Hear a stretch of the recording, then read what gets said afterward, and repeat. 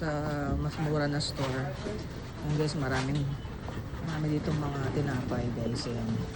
Dito bibili si Ate Susan ng mga bread. Look at that guys. Mura.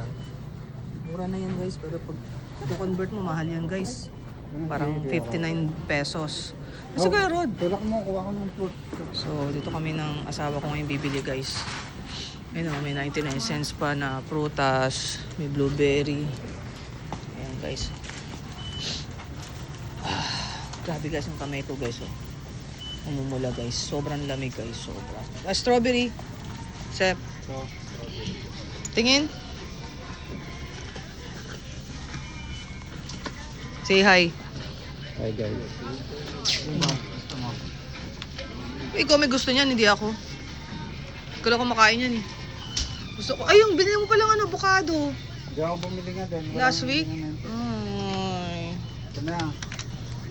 Baka dyan matami, hindi naman yung tangerine. Tangerine. Sarap ba yan? Ang bago.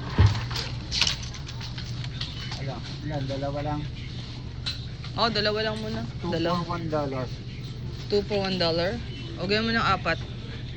Para yung mga bata makakain din. Guys, kita nyo kung gaano. Grabe guys, yan yung kamay ko guys, ang hapdi. Oh shit, parang galing freezer. Lamig.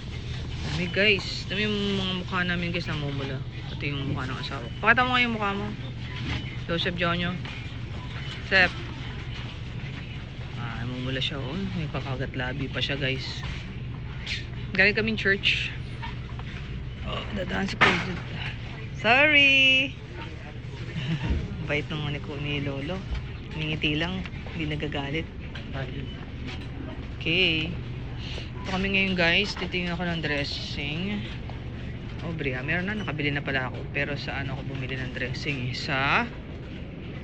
Saan ba? Ayan lang guys yung mga dressing sa salad. Merong creamy balsamic. Merong vinaigrette. Champagne style. Italian vinaigrette. French. Meron din poppy seed. Rich poppy seed. Caesar dressing. Guys. Oy, saging. Kuha mo ako. Huwag masyadong, ayoko masyadong hinog kasi mapapanis agad eh. Ay, mapapanis. Mabubulok agad. 4 pound lang. Diba ito? Ayan guys, tumitingin sila Ate Susan at aking asawa ng banana. Hindi po banana ketchup, kundi banana. So here guys, mas mura dito guys kaysa dun sa store ng mga Jewish. Pero in fairness naman mga kosher kasi dun guys. Under microscope pa yung guys. Kaya super mahal talaga guys kasi kailangan malinis. Okay na ba yan? Ano ba yung dinuko lang natin sa bahay? Nabili na natin iba sa ano kahapon grocery. Yung, sabi mo, bumili ka na doon ng patatas. Sabi mo may patatas pa. Kita ko Meron bumili. 4. Ang gulo mo naman, sabi mo Meron na, marami. Tapos yung 4 lang pala. Oo, 4 ba yun? Diba? Hindi ko Tignan mo, sabi mo pag marami sa akin, marami sa 4 yun. Ba't sabi mo kasi marami? Oo, 4 lang pala. Paano kayo makakain yan? Sanutuan lang yan.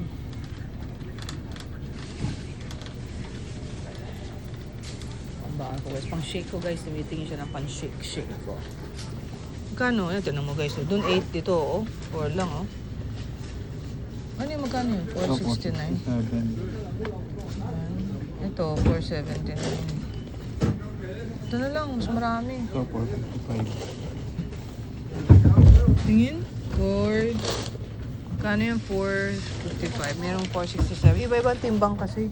So, $4 ka. Imagine mo, 200 na to guys. So, 200, 300 pesos na to sa Pilipinas. Ganito na kakonti.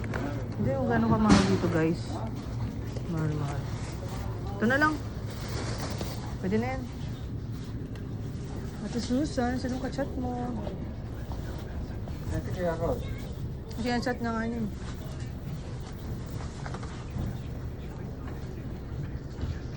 Hindi na bumaba, baka di na bumaba. Baka napapagod. Giniginaw. Ako ang kamay ko naninigas. So, ayan oh. Sakit ang hapdi guys oh. Kasi wala akong gloves na nakadala. Ano pa? Tapos wala rin bulsa yung jacket ko. Hindi ko malagay yung Pag kamay. hindi siya bumaba, dito giniginaw. Tawagan mo na lang. Kaya mo na i-text. Tawagan mo na lang. Mga ako kasi Gen X ako eh. Gusto ko tawag na lang. Mga text eh. Call me. Oy, ano pa pala? Wala na no? Okay na.